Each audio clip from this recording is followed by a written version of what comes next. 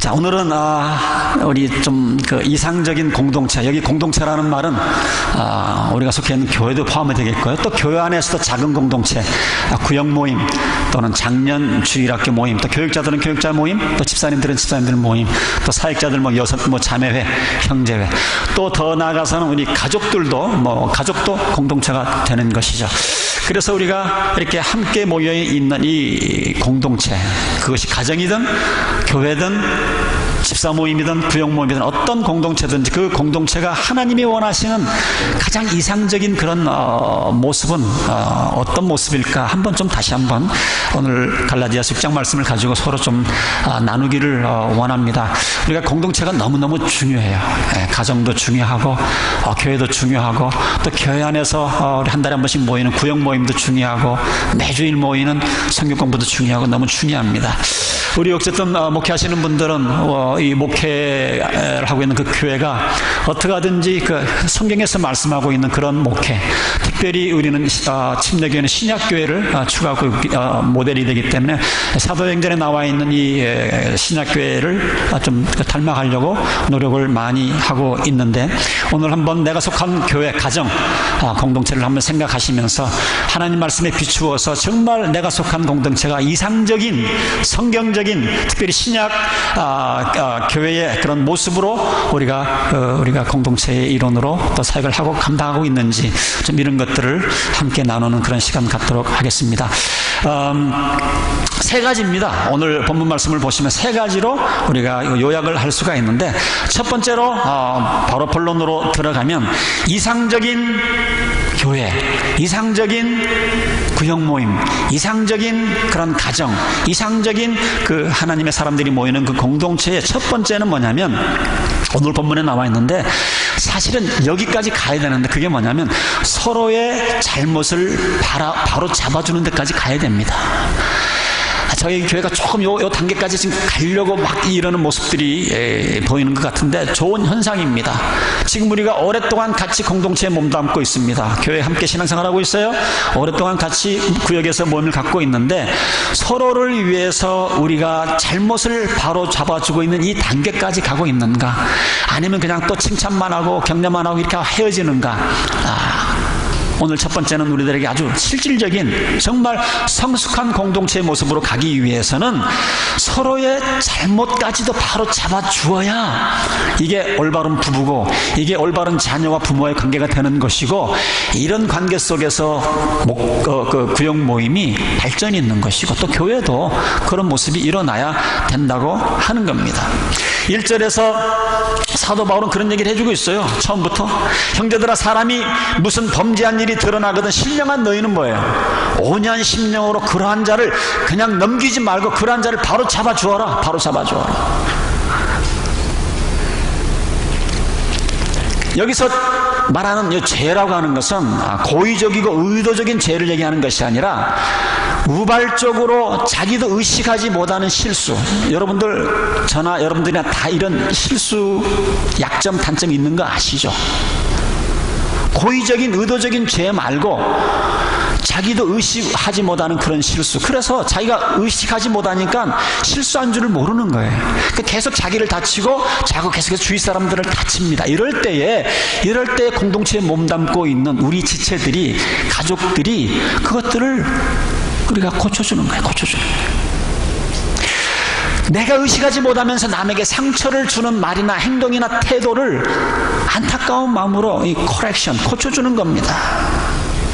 예를 들면 어떤 분들은 그것이 정말 죄인 줄도 모르고 또 자기가 그런 죄를 범하고 있다는 것을 모르고 남에게 들은 분명하지 않은 얘기를 다른 사람에게 퍼뜨려서 어떤 사람들에게 큰 상처를 줍니다. 공동체에서 이것처럼 무서운 거 없잖아요.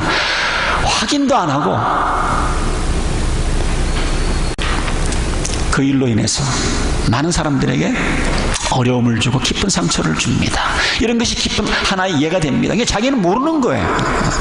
그렇게 하고서도 자기 잘못을 모릅니다. 우리는 이 세상에서 이런 실수와 잘못을 계속해서 반복을 하면 그 사람을 흉을 보든지 욕을 하든지 왕따를 시키든지 그럽니다. 그런데 자기는 모르는 거예요. 그런 사람들을 우리는 안타까운 마음으로 우리는 커렉션, 고쳐줘야 된다고 하는 겁니다. 그래야 내가 속해 있는 공동체 일원으로서 함께 우리가 발전해 나간다고 하는 그런 내용입니다. 사실은 제가 목회를 하면서 좀 우리 교회 모든 성도님들이 이런 모습으로 우리가 나아간다면 굉장히 성숙한, 교회는 작지만 굉장히 성숙한 하나님이 원하시는 그런 공동체, 하나님이 원하시는 그런 구역몸이 되지 않을까 생각을 해봅니다. 자, 그런데 왜 여러분들 굉장히 위험한 얘기죠. 목사님 그거 다 해봤는데요. 얼마나 위험한 얘기 목사님 하고 계십니까? 하시는 줄 아세요? 제가 무슨 말인지 압니다. 어떤 생각하고 있는지 여러분들 아세요? 왜냐하면 잘못을 잡아주려고 그러다가 오히려 싸움이 되고 오히려 관계가 악화되는 것을 우리가 많이 보지 않습니까? 그래서 이건 굉장히 위험한, 영어로 말하면 핫 포테이토, 위험한 요소일 수도 있지만, 그럼에도 불구하고 성경은 우리들에게 계속 도전을 줍니다. 그래도 우리가 서로 잘못을 고쳐줘야 된다. 계속 꾹꾹 참고 그게 다가 아니라는 거예요. 그러다가 어떤 분들은 그냥 목사님 너무 힘들어, 이 구역에서 다른 구역으로 옮겨주세요. 또 어떤 분들은 또 신앙생활 하다가 또 그래도 뭐 못 견디니까 또 다른 교회로 옮겨가는 사람들도 없잖아 있습니다. 하나님이 원하시는 공동체는요, 남이 잘못하는 것이 있으면 그냥 꾹꾹 참는 것이 최상이 아닙니다. 피하기만 하는 것이 최상이 아니에요. 그건 여러분들의 생각이고, 성경은 이곳저곳에서 정말 우리가 함께 사랑하는 우리 형제 자매들이 신앙생활을 같이 하고 있다고 한다면 반드시 잘못되어 가는 길을 사람들 우리가 바로 잡아줘야 돼. 바로 잡아줘야 돼. 사실 어떤 사람이 자기 자신이 어떤 의식도 하지 못하면서 자꾸만 같은 실수를 해서 사람들을 다쳐주고 남을 다쳐줌으로 인해서 자기가 손해보는 것을 알면서 말을 안 하고 꾹꾹 참기만 하면, 피하기만 하면, 여러분 이게 정말 그 사람을 사랑하는 걸까요? 이게 정말 내 배우자를 사랑하는 걸까요? 이게 정말 내 자녀를 사랑하는 걸까요? 우리는 정말 그 사람을 사랑함을 하면 반복해서 계속 남에게 상처를 주고, 그래서 자기도 모르면서 손해를 보고 있는 그 사람의 잘못을 바로 잡아줘야지. 이게 사랑의 태도이지, 그냥 무관심으로 일관하는 것, 이거 그 사람을 사랑하는 태도가 아닙니다. 그래서 여러분, 이상적인 가정, 이상적인 사역 모임, 이상적인 공동체, 교회, 어떤 공동체든 우리가 서로의 잘못을 서로 잡아주는 이런 공동체가 성경에서 말하는 이상적인 공동체예요. 위험할 수가 있습니다. 서로 또 더 큰 원수가 될 수 있음에도 불구하고 우리의 목표는 여기까지 가셔야 돼요. 여기까지 가셔야 됩니다.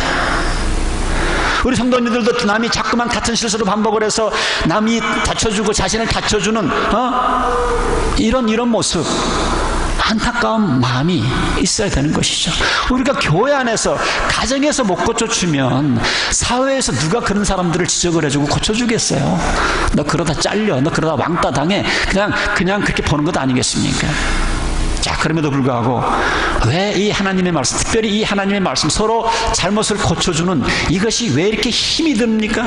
아까 제가 말씀드린 대로 남을 바로 잡아주려고 하면 반발하잖아요. 네가 뭔데? 요즘은 목사들도 말을 함부로 못해. 네가 목사면 목사지, 네가 왜 간섭이고, 우리 가정의 간섭이고, 내 프라이버시에 왜 간섭을 하느냐, 오히려 악화가 되기가 쉽습니다. 그럼에도 불구하고 하나님의 말씀은 서로 커렉션, 서로 고쳐주라는 거예요. 우리가 많은 경우에 반발하는 이유는 사실은 죄된 본성 때문에 그렇습니다. 저도 그러고 여러분들도 그러고 다 이런 죄된 본성이 우리 안에 있기 때문에 우리들은 남이 뭐라고 하는 것 아주 극도로 싫어합니다. 그렇죠? 극도로 싫어해요. 내가 스스로 알아서 깨닫는 거는 모르는데 누가 남한테 누가 잔소리 듣는 거 싫어합니다. 특별히 남자들, 특별히 한국 남자들 싫어해요. 청개구리 기질이 있어가지고 우리 속담에도 뭐예요? 하던 짓도 멍석 깔아놓으면 안 한다고. 그래서 이런 죄된 본성이 있지만은 또 대부분에게는 또 이 커렉션하는, 고쳐주는 사람의 또 태도도 문제가 있어요. 그러니까 서로 양쪽에 문제가 있다는 겁니다. 고쳐줄 때에 질책하는 것처럼 나무라는 것처럼 이렇게 하니까 남을 도와주려고 그러다가 오히려 반발을 사고 오히려 원수 관계가 되는 것을 보게 됩니다. 자, 그래서 사도 바울은 아주 친절하게 우리의 이웃을 고쳐줄 때 어떻게 고쳐줘야 불상사가 안 일어나는 것까지도 얘기를 해주고 있습니다. 두 가지 마음입니다. 첫째는 온유한 마음이고 두 번째는 겸손한 마음. 남을 고쳐줄 때 겸손한 마음, 온유한 마음이 없으면 just be quiet. 조심하셔야 돼요. 6장 1절입니다. 형제들아, 사람이 만일 무슨 범죄한 일이 드러나거든 신령한 너희는 온유한 심령으로 그러한 자를 바로 잡고, 그 다음에 너 자신을 살펴보아 너도 시험을 받을까 두려워하라. 그래서 우리가 남을 바로 잡아주려고 그러면 내 마음속에 이런 온유한 마음, 겸손한 마음이 있는 거 먼저 확인하셔야 돼요. 이게 이런 마음이 없이 남을 고쳐주려고 그러니까 네가 뭔데 이렇게 반발이 하는 이유가 거기 있습니다. 자, 내가 남을 바로 잡아주려고 할 때 많은 경우에 아직 내 마음속에 분노가 있다든지 그 사람을 향한 미움이 있다든지 그 사람으로 인한 어떤 내가 섭섭한 마음이 있으면 그때는 그 사람을 고쳐주려고 하시면 안 됩니다. 마음에 분노, 미움, 섭섭이가 들어있을 때는 못마땅한 마음이 있으면 아직 나는 남의 잘못을 고쳐주려고 하는 그런 준비가 안 된 겁니다. 그러니까 이런 것 잘 보지 않고 고쳐주려다가 서로 원수가 되는 거예요. 저는 좀 인생을 살아가면서 목회를 하면서 제가 두 가지 마음속에 늘 부부관계 속에서 목회를 하면서 늘 마음속에 간직하는 그런 의식적으로 간직하는 두 가지 거예요. 하나는 뭐냐면 꼭 한마디 해주고 싶을 때가 있어요. 꼭 한마디 해주고 싶을 때 그때 꼭 참는 겁니다. 부부 사이에도 교회 안에서도 꼭 이때 한마디 해주고 싶은데 그때 참아야 돼요. 또 어떤 때는 사람이 살다 보면 또 목회를 하다 보면 그냥 막 될 대로 되라 뒷생각 안 하고 왕창 쏟아놓고 싶을 때가 있습니다. 그때 여러분들 쏟아놓으시면 안 돼요. 이 두 가지는 제가 철저하게 저 나름대로 지키려고 노력을 하고 있어요. 여러분들 그런 경우 많죠. 요거 한마디 꽉 써줘야 되는데 요거 쏘아줘야지. 그때 참으셔야 돼요. 그리고 왕창 한번 퍼부어놓고 싶을 때 여러분들 그때 기다리셔야 돼요. 하나님께서 우리에게 온유한 마음을 주실 때까지 기다리지 않고 얘기했다가는 불상사가 나는 거예요. 자, 그러면 이 목사 언제 내가 그렇게 온유한 마음이 생겼는지 언제 아느냐? 아까 제가 말씀드린 것처럼 마음에 뭐예요? 미움도 없고 분노도 없고 이제는 이런 갈등 신수를 반복을 해서 이런 그런 자기 자신을 다치고 이웃을 다치는 그런 모습을 보면서 여러분들 마음속에 그 사람을 향한 불쌍한 마음, 측은히 여기는 마음이 있으면 그때는 여러분들이 온유한 마음, 겸손한 마음이 돼 있는 거예요. 그 사람에 대한 측은한 마음, 불쌍한 마음이 없이 그 사람을 고쳐주려고 그러면 100% 다 반발을 나오게 되어 있습니다. 여러분, 이게 바로 온유한 마음이에요. 이게 바로 온유한 마음입니다. 그때서야 바로 잡아주면 괜찮아요. 또 다른 사람의 마음을 바로 잡아주려고 할 때 필요한 것, 첫 번째는 겸손한 마음이고, 온유한 마음이고, 두 번째는 겸손한 마음입니다. 좀 비슷한 것 같지만 좀 달라요. 사도 바울은 뭐라고 그랬어요? 자기 스스로를 살펴서 유혹에 빠지지 않도록 조심하라고 표현을 하고 있습니다. 무슨 말이냐면 한마디로 우월감을 갖지 말라는 거예요. 내가 너보다 낫기 때문에 너를 고쳐주는 거야, 바른 말 하는 거야, 옳은 말 하는 거야, 이렇게 해서는 안 된다는 거예요.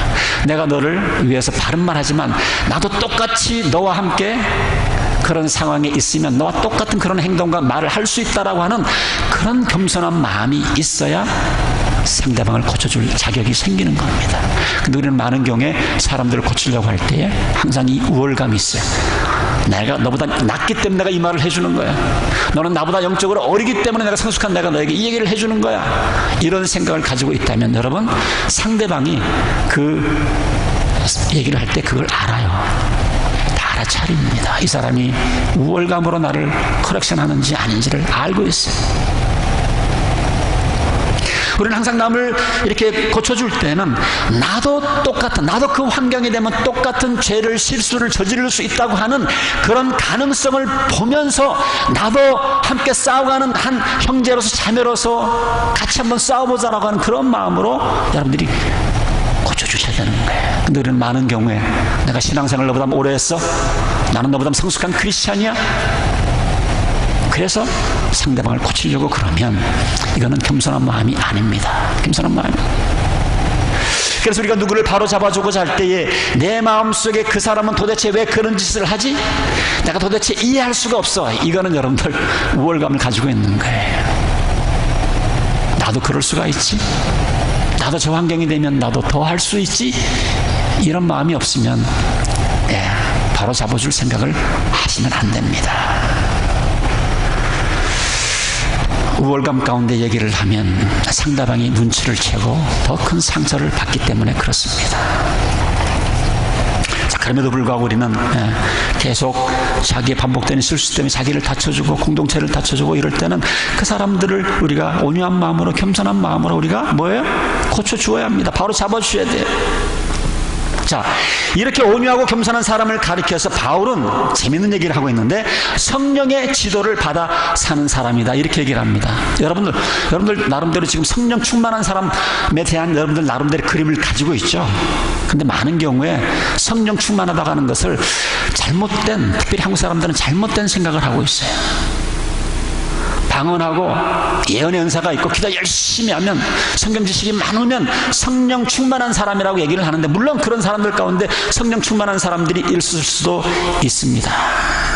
그러나 정말 성령 충만한 사람은 어떤 사람인 줄 아세요? 정말 성령이 충만한 사람은 이 영적인 눈이 띄었기 때문에 오히려 남의 결점보다도 내 결점을 보면서 안타까워하는 그 사람이 성령 충만한 사람입니다. 우리가 많은 경우에 착각을 해요. 많은 경우에 착각을 합니다. 성령 충만한 사람은 정말 영안이 띄었기 때문에 남들보다도 내 마음속에 있는 이 부패한 마음을 보면서 어찌할꼬 응? 바울처럼 나는 죄인 중에 괴수다, 나는 죄인 중에 악질입니다. 사도 바울이 성령 충만한 사람이기 때문에 이런 소리를 할 수 있는 거예요. 제가 겸손해서 하는 얘기가 아닙니다. 자기 자신을 보니까, 하나님의 눈으로 보니까 자기처럼 악질이 없는 거예요. 자기처럼 죄인 중에 괴수가 없는 겁니다. 여러분, 이러한 사람이 온유한 사람이에요. 이러한 사람이 겸손한 사람이에요. 우리는 성령 충만한 사람 그러면 자기 자신은 바라보지 못하고 그냥 남의 약점만 거들떠보고 이러는 사람들을 목에 힘주고 이러는 사람들을 성령 충만한 사람이라고 생각을 하고, 아닙니다. 착각에서 깨셔야 돼요. 바울처럼 그런 고백이 나올 때까지 그런 마음이 어느 정도 들어야 이웃을 고칠 수 있는 그런 자격이 좀 생기는 거예요. 그러나 우리가 바울이나 모세처럼 못한다 할지라도 우리가 온유한 마음을 위해서 기도하고 겸손한 마음을 위해서 기도해서 주위 사람들이 실수하는 것을 바로 잡아주시는 그런 모습이 가정 안에서, 구역 모임 안에서, 교회 안에서 일어나야 이게 성경에서 말하는 아주 아름다운 이상적인 공동체입니다. 이게 하나님이 바라시는, 예수님이 바라시는, 사도 바울이 말하는 그런 공동체, 커뮤니티, 처치. 자, 두 번째로 우리가 속해 있는 교회나 목장 모임이나 가정이나 하여튼 어느 공동체든 주님의 이름으로 모인 곳에 우리가 그것이 아름다운 성경에서 말하는 그런 커뮤니티, 공동체가 되기 위해서는, 교회가 되기 위해서는요, 사도 바울이 2절에 얘기를 해주고 있는데요, 너희가 짐을 서로 지라. 두 번째는요, 서로 짐을 질 수 있어야 돼요. 서로 짐을 질 수 있어야 돼요.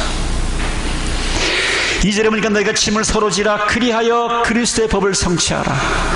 서로 짐을 지는 것이 그리스도의 법을 성취하는 것이라고 사도 바울은 얘기를 해주고 있습니다. 여러분, 우리가 특별히 미국에 살면서 좋은 점도 있지만 안 좋은 것 중에 하나가, 알게 모르게, 물론 한국도 뭐 그렇다고 그러지만 미국이 더 심한 것 같아요. 이 개인주의, 인디비주얼리즘, 이 개인주의가 극도로 발달한 나라가 미국입니다. 한국도 미국 못지 않겠지만 요즘 현대인들의 가장 큰 특징 중에 하나가 뭐냐면 극도의 개인주의입니다. 근데 이 극도의 개인주의가 교회 안에도 들어와서요, 교회 안에도 들어와서 서로 간섭 안 합니다. 간섭 받지도 않으려고 그래요.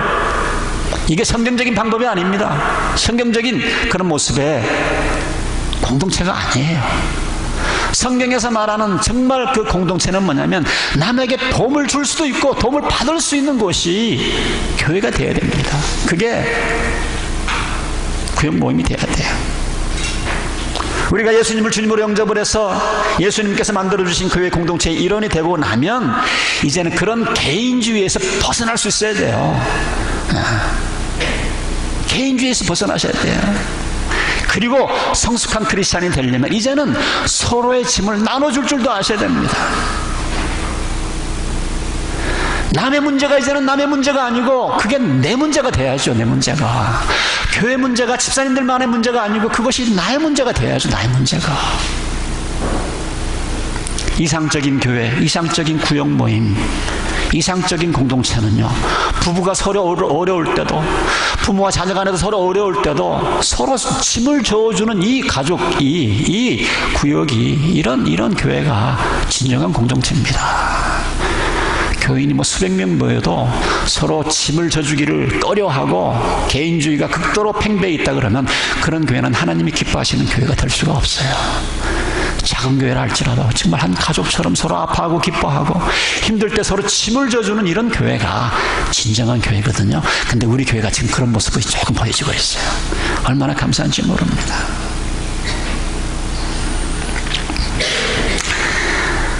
한동안 저희 교회에서 목장 또는 마을, 요즘은 제가 이제 뭐 구역으로 이렇게 바꿨는데, 옛날에 그 기억이 나요. 한참 우리가 목장도 열심히 하고 마을 모임을 할 때. 뭐 기억은 잘 안 나는데 하여튼 뭐 우리가 자녀를 키우면서 얼마나 어려워요. 특별히 홀 어머니가 티네이저 둘을 키운다 그러면 얼마나 힘들겠어요. 그럴 때 그 자매가 그런 간증을 하는 얘기 들었어요. 근데 구역 모임에 갔더니, 그 당시에는 뭐 마을 모임에 갔더니 마을 식구들 전체가 부모가 돼가지고 아빠가 되어줘서 우리 그 티네이저들을 같이 키우겠다고 하는 그것 때문에 굉장히 목사님 격려가 됩니다. 격려가 됩니다. 홀 어머니로 두 자녀를 키우는 게, 티네이저 자녀를 키우는 게 힘들지만 서로 이렇게 짐을 서로 함께 지면서, 이게 여러분들 성경에서 원하는 참된 그런 커뮤니티, 참된 교회의 모습, 참된 구역의 모습입니다. 여러분, 얼마만큼 남의 짐을 지고 계세요? 아니면 I don't care, 나도 바빠, 그런 가운데 신앙생활하고 있지는 않습니까? 얼마만큼 지금 내 주위에 힘든 사람들의 그 짐을 내가 함께 나누어지고 계세요, 여러분들. 번쩍만척하고 계시지는 않으십니까? 우리 부모님들이 어떤 환경 가운데 있는지, 언제 여러분들 마지막으로 우리 부모님들에게 안부 물어보셨어요? 요즘 건강이 좀 어떠세요? 많이 외로워들 하십니다. 그렇게 좀 일주일에 한 번 좀 옆에 가서 식사 좀 같이 하라고 그래도. 우리가 예수님을 주님으로 영접해서 같은 하나님의 자녀가 됐으면 이제 우리 부모님들의 문제가 우리의 문제가 돼야 되고, 우리 형제 자매님들의 문제가 내 문제가 돼야 되고, 이게 성경에서 말하는 진정한 공동체가 됩니다. 여러분, 우리 함께 한 배를 탔는데, 한 공동체가 됐는데, 우리 서로의 짐을 나눠지는 그런 교회 일원이 되시기를 주님의 이름으로 축원드립니다. 이러면요, 우리 어떤 어려움과 환난이 와도 우리가 이겨낼 수 있잖아요. 이겨낼 수 있잖아요.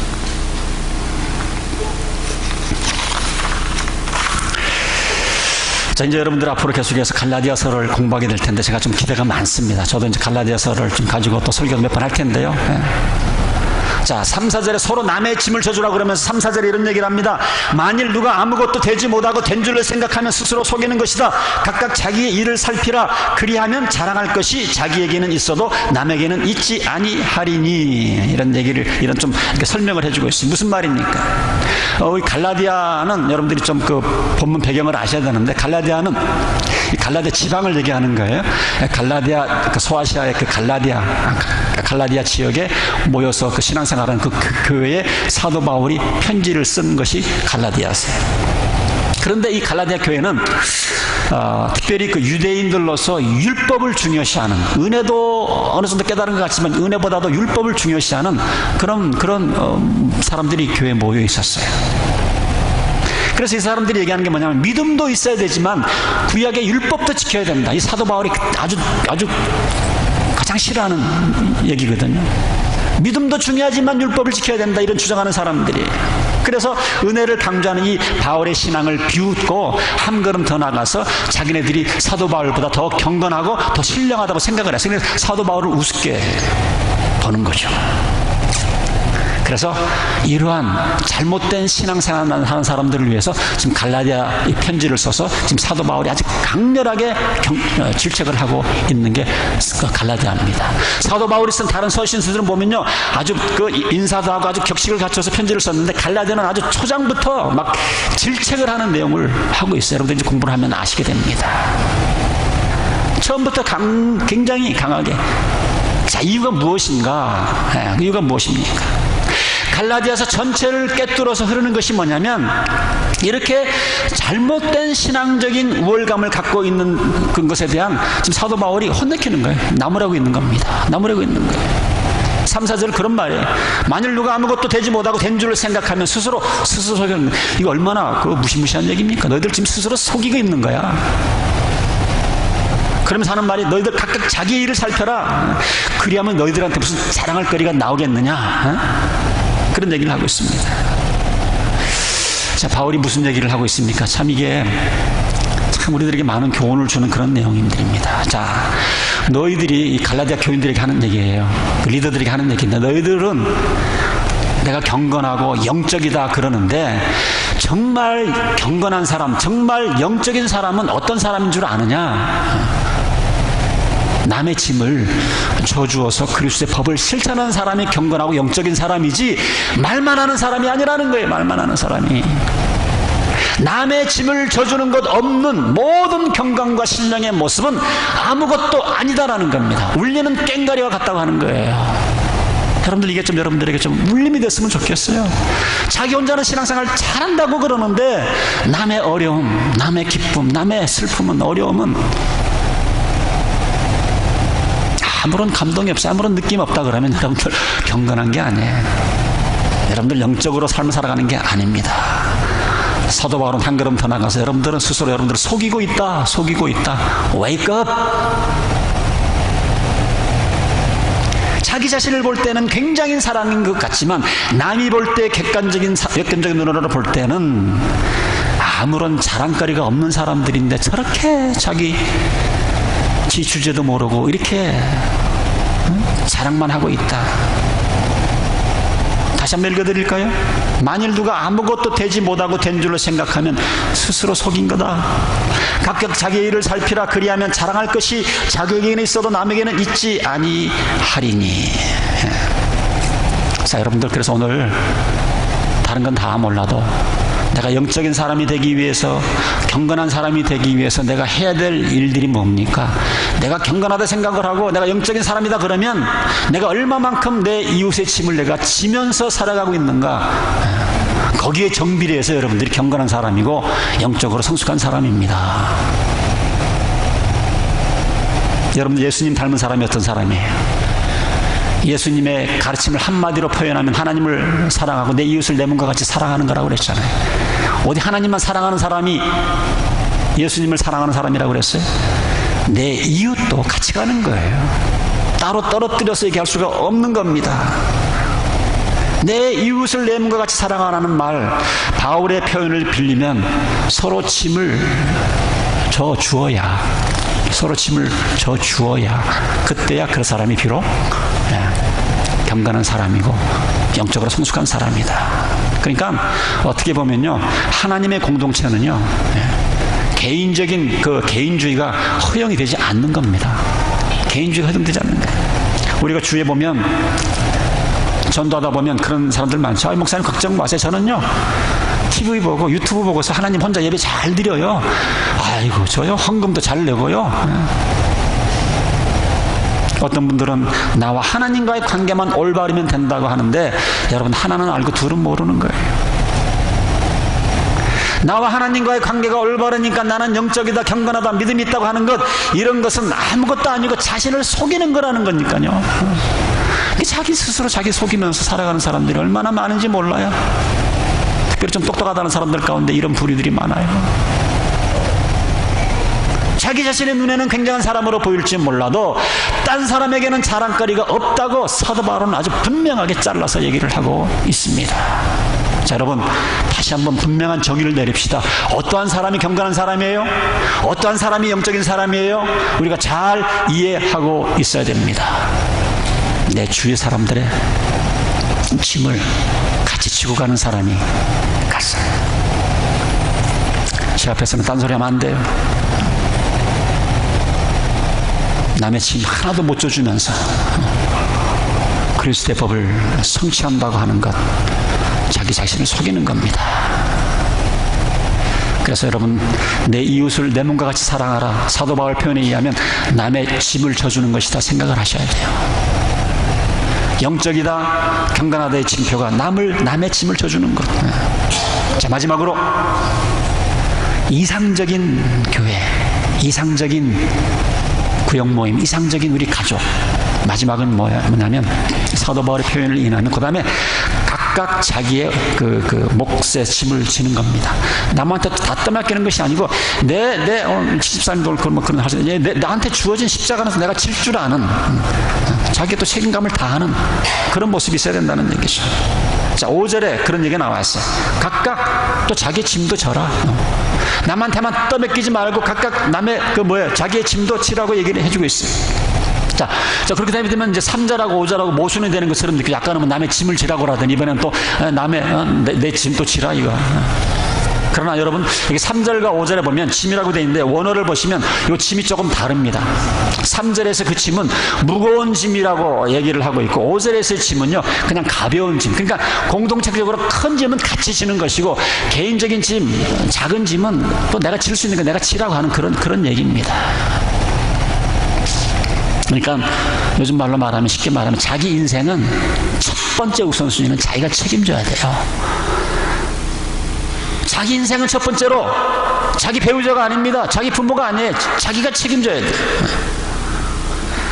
우리가 어떤 사람이 나의 짐을 같이 나눠질 수는 있지만 그러나 결국 내 인생은 내가 책임져야 되는 것 아니에요. 그래서 자기 인생을 책임지는 사람이 점점 많아질 때 그 공동체가 성숙한 공동체, 아름다운 공동체가 되는 거예요. 되는 겁니다. 우리가 정말 이상적인 구역 모임을 만들고 사역부서를 만들고 그에게 만들기 위해서는 우리 교인들 한 분 한 분이 다 건강하게 자기 인생은 또 자기가 또 이렇게 자기 것들은 또 자기가 책임질 줄 아셔야 돼요. 물론 이제 나이가 드셔서 힘들면 또 우리가 또 도와줄 수도 있고 또 너무 어리면 또 우리 어린 자녀들 것도 우리가 좀 잠시 짊어질 수는 있지만 그러나 우리의 목표는 자기에게 주어진 그 십자가는 자기 있으면 자기가 스스로 짊어질 수 있도록 그렇게 자꾸 키우는 게 또 우리가 해야 될 일 아닙니까? 어떤 분들은 그래요. 그 모임에 가면 그 사람이 나를 너무 힘들게 한다고, 바드한다고. 여러분, 그거 정말 책임 없는 말이에요. 내가 바드 안 받기로 말하면 내가 바드 안 받는 거예요. 받아줄 때 여러분들이 그걸 누가 이렇게 나를 힘들게 할 때 그걸 받아주니까 여러분들이 그 영어로 바드가 되는 건 아닙니까? 바드 안 당하면 그만이지 않습니까? 그것도 미성숙한 사람들이 하는 얘기예요. 남 탓하시면 안 됩니다. 어떤 사람은 또 누구 때문에 시험 받는다 그러는데 그것도 참 황당한 말이에요. 교회에서 보면 우리 교회는 그런 사람들이 없으니까 제가 이렇게 자신 얘기를 하지만 가끔 가다가 시험 받아가지고 안 나온대. 자기가 시험 당하기로 정해놓고 자기가 삐지기로 결정해놓고 왜 남 탓합니까? 그렇잖아요. 아무리 시험 받을 짓을 해도 내가 안 받으면 그만이잖아요.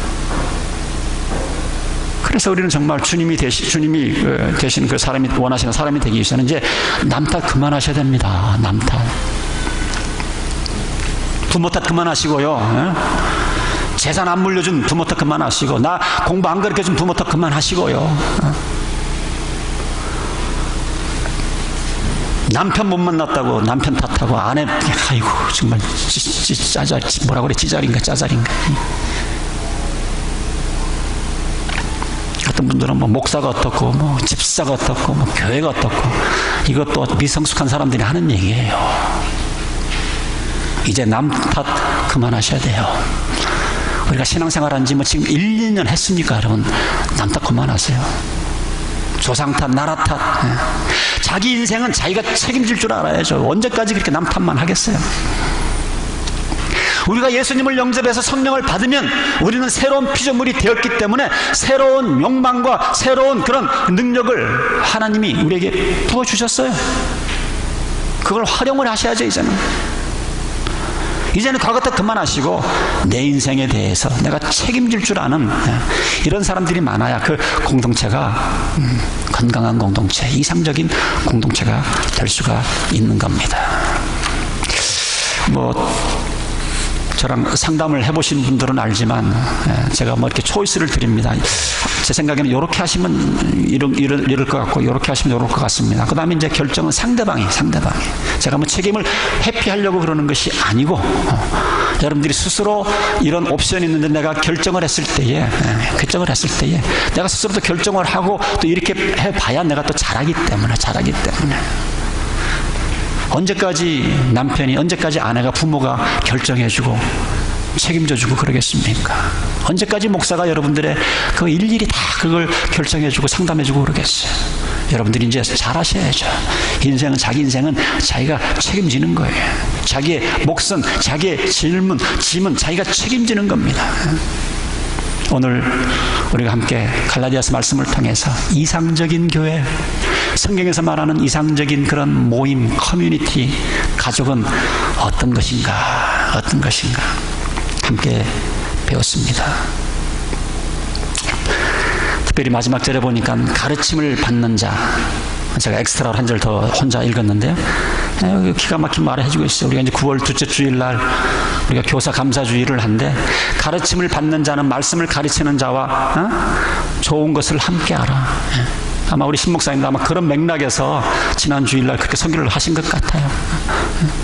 말씀을 가르치는 자, 나를 위해서 기도해주는 사람, 늘 받으려고만 그러지 말고 같이 좋은 것을 같이 함께 하라고 아마 그렇게 말씀을 하신 것 같아요. 내가 가진 것으로, 내가 받은 것 그냥 일방적으로만 이렇게 받지만 말고, 내가 우뚝 섰으면, 그런 환경이 됐으면 말씀을 가르치는 자, 나를 인도해주는 사람과 함께 뭐예요? 같이 가진 것으로 주라는 얘기입니다. 이제는 남의 짐도, 특별히 선생의 짐까지도, 나를 가르쳐줬던, 나를 인도해줬던 영적인 멘토들의 그 짐까지도 이제 져주는 사람이 되라, 그런 얘기입니다. 야, 이런 사람이 많으면 얼마나 좋겠어요. 우리 교사들이 얼마나 신나겠어. 교육장들이 얼마나 신나겠어. 맨날 뒤치다거리만 하다가 구역 식구가 성경 공부 반원이 내가 이렇게 하겠습니다. 교육장님 저도 이렇게 좀 한번 도와보겠습니다. 이러면 얼마나 힘나겠어요. 사랑하는 성도 여러분, 말씀을 마치면서 하나님께서 우리 교회에 정말 귀한 그런 비전들을 주시고 지금까지 함께 이 비전을 이루기 위해서 많은 노력을 해왔습니다. 더욱더 우리가 속해 있는 우리 익투스 교회, 또 여러분들이 속해 있는 그런 구역이, 또 여러분들이 속해 있는 이런 가정이 성경에서 말하는, 특별히 신약에서 말하는 이런 주님이 말씀하시는, 사도 바울이 권면해주는 이런 아름다운 공동체 모습으로 여러분들이 서로 바꿀 수 있도록 노력을 하셔서 그것을 통해서 하나님 앞에 영광 돌리고 또 많은 사람들에게 덕을 끼치는 그런 공동체의 일원이 되시기를 주님의 이름으로 축원드립니다. 기도하겠습니다.